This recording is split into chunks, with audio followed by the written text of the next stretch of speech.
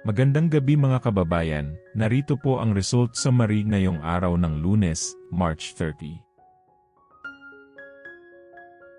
Pero bago ang lahat, paki-like at subscribe na po ang ating channel. Maraming salamat po. Para sa 2D Lotto, ang resulta sa 2 PM draw ay 17 at 22. Para naman sa 5 PM draw, 22 at 21.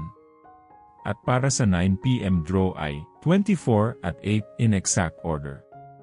Para sa 3D Lotto, ang resulta sa 2 PM draw ay 3, 7 at 0. Habang sa 5 PM draw ay 2, 6 at 4. At para sa 9 PM draw ay 9, 5 at 9 in exact order.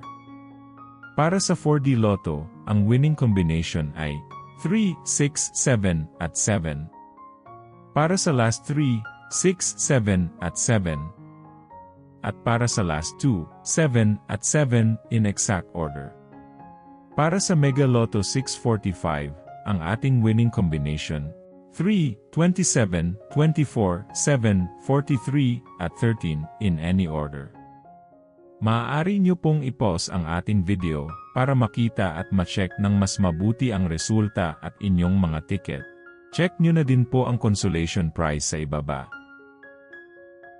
At para sa Grand Lotto 655, ang ating winning combination ay 27, 34, 31, 54, 23, at 3 in any order.